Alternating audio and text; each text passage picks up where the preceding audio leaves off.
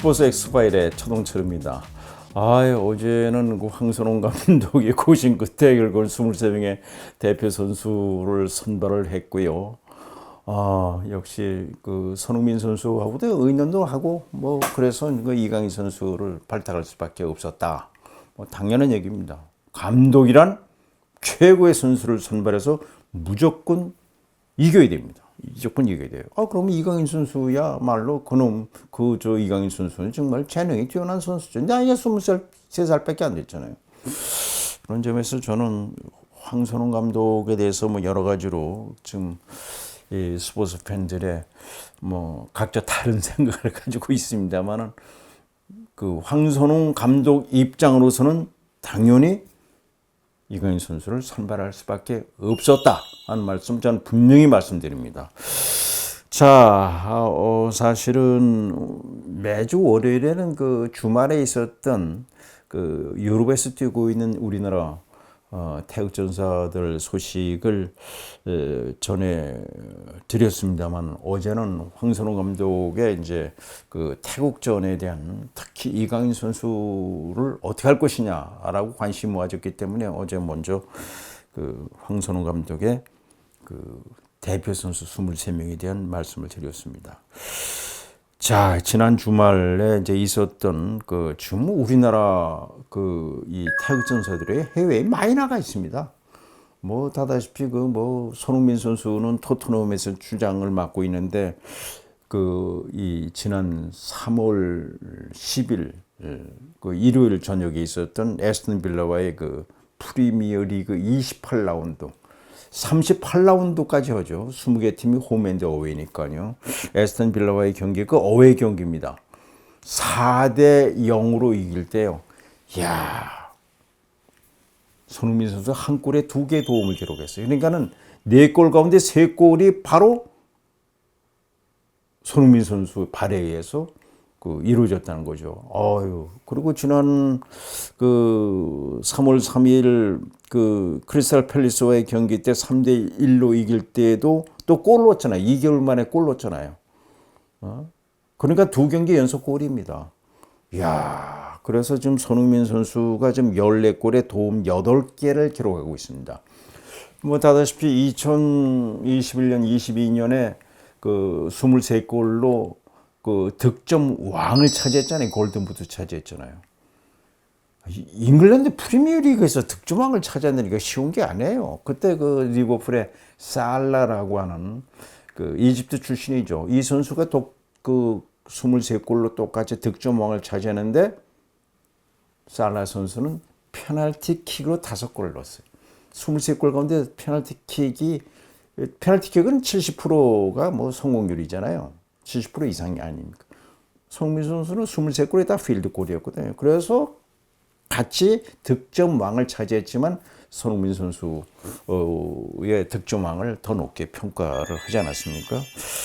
자, 이런 점에서 손흥민 선수가 역시 참 제가 보기에는 이 14번째 골, 시즌 14번째 골 넣을 때 보니까 후반 종료 다 돼가지고 그냥 논스톱, 오른발로 논스톱으로 때려서 집어넣더라고요.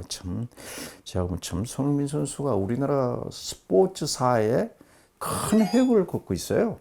제가 보기엔 정말 뛰어난 선수입니다. 지금 프리미어 리그에서 117골, 그 다음에 리그컵이나 FA컵, 유로축구연맹 챔피언스 리그에서 42골, 그러니까는 2015년 8월 28일 독일의 레버쿠젠에서 지금의 토트넘으로 이적하고 나서 9년째가 됩니다만은 159골을 넣었어요. 159골. 그리고 이제 레버쿠젠에서 29골, 그다음에 함부르크에서 20골. 국가대표 A매치에서 124경기 나와서 44골을 넣었어요. 그러니까는 2010년 18살에 성인 무대에 들어서서 지금까지 252골을 넣었어요. 이건 우리나라 축구사의 처음이죠. 그때 지금까지는 차범근 선수가 121골이 최고였거든요.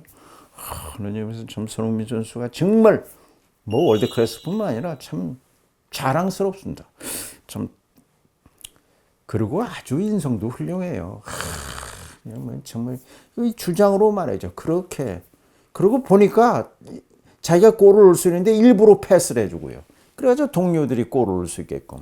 이런 점에서 참 손흥민 선수는 정말 제가 체육기자 오래 했습니다만 정말 손흥민 선수는 대단한 선수다. 그리고 제 고향이 춘천 아닙니까? 아버지인 그 부친인 그 손흥정 감독이 저 고등학교 후배인데 참 손흥민 선수는 참 대단한 선수라는 말씀 드리고요. 그 다음에 이강인 선수 얘기 안 할 수 없죠. 어제도 이강인 선수가 이번에 이 23살이니까 우리가 한 번 실수는 병가지 상세해가지고 그러나 이강인 선수가 많이 뉘우쳐야 돼요. 많이 너무 뉘우쳤을 겁니다. 이강인 선수도 보니까 지난 일요일 저녁 3월 10일 랭스와의 경기 때 풀타임 뛰더라고요. 2대2로 비겼어요. 근데 보니까, 그러니까 파리 상제르맹이 우리가 지금 생각하는 것만큼 그렇게 국내에서 이강인 선수에 대한 그런 비난, 그렇죠. 거긴 삼자, 그렇잖아요. 이강인 선수 때문에 유니폼이 다 한글로 해가지고 하는데.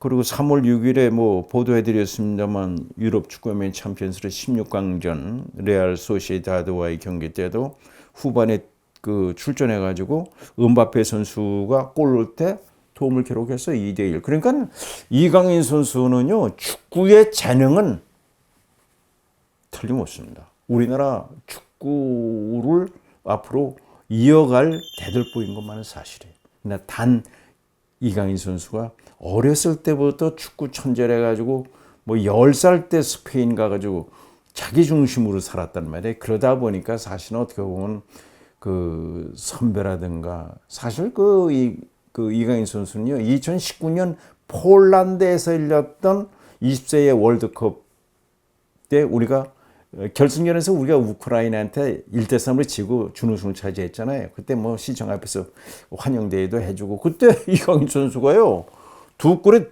4개 도움으로 골든볼을 차지했어요.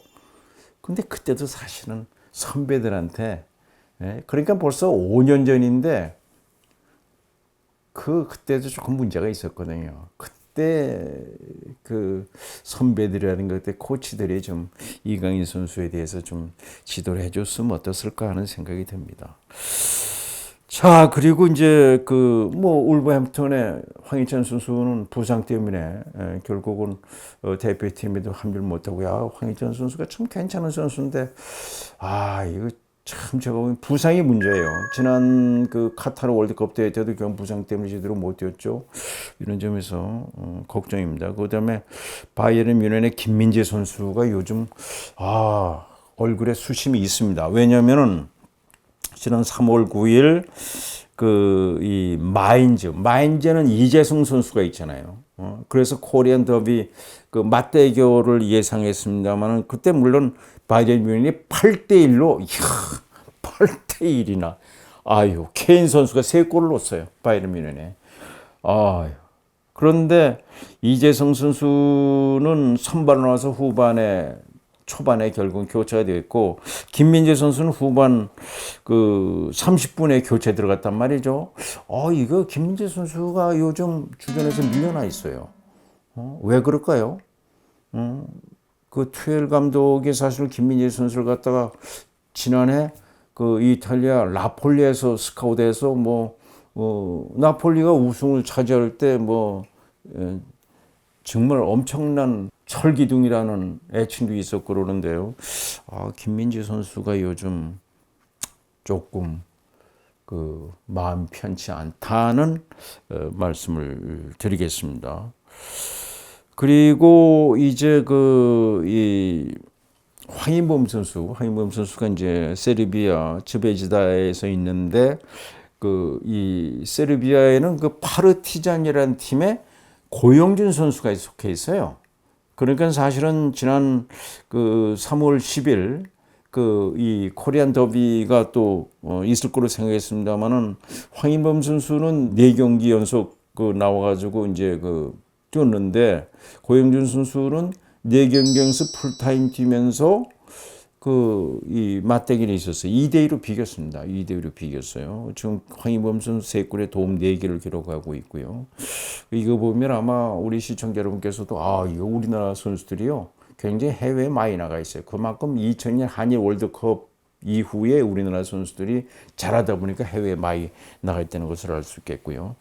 그 다음에 슈투트가르트의 정우영 선수가 우니온 베른과의 경기에 팀을 2대5로 이겼습니다. 후반 37분에 출전했으니까 뭐 한 10분 뛰어가지고 되겠어요. 정우영 선수. 그리고 이제 백승호 선수가 황선홍 감독이 그 올림픽 대표팀에 뽑았죠. 버밍엄 시티는 잉글랜드 2부 리그, 챔피언십 리그에 있는데 미롤이라는 팀과의 경기에 나와가지고 팀은 0대1로 졌어요. 근데 풀타임 뛰는데 이 백승호 선수가 참 대단한 선수인데 이 선수도요. 스페인 바르셀로나에서 그러니까 이승호 선수가 같아요. 같이 유소년 축구를 백승호 선수도 어렸을 때 때요. 그러니까 그 축구 선진국에 가서 유소년 축구를부터 성장하는 선수입니다. 그래서 이제 스페인 지로나를 거쳐서 그 독일의 다름슈타트로 갔다가 2021년에 전북 현대로 왔다가 지난 그 1월에 버밍엄 시티로 다시 이제 저으로 옮겼는데 백승호 선수. 그리고 이제 그 배준호 선수라고요. 배준호 선수가 지금 그 2부 리그 그 스토크 시티에 있는데 이 스토크 시티 구단 서포터스들이 배준호 선수에게 한 골 한 개의 도움을 기록해 가지고 이달의 선수로 결국은 배준호 선수를 선정을 해준 후에 배준호 선수. 23세 이하 선수로 지금 21살이거든요.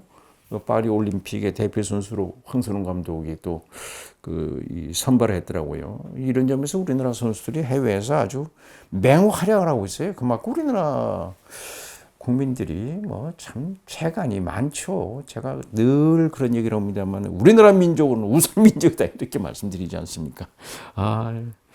자, 내일 이 시간에는 프로야구가 지난 3월 9일부터 이제 시범 경기 시작됐잖아요. 아니 초반부터 말이죠. 구름 관중이 몰립니다. 그 이유는 뭐냐? 류현진 선수가 12년 만에 돌아왔잖아요.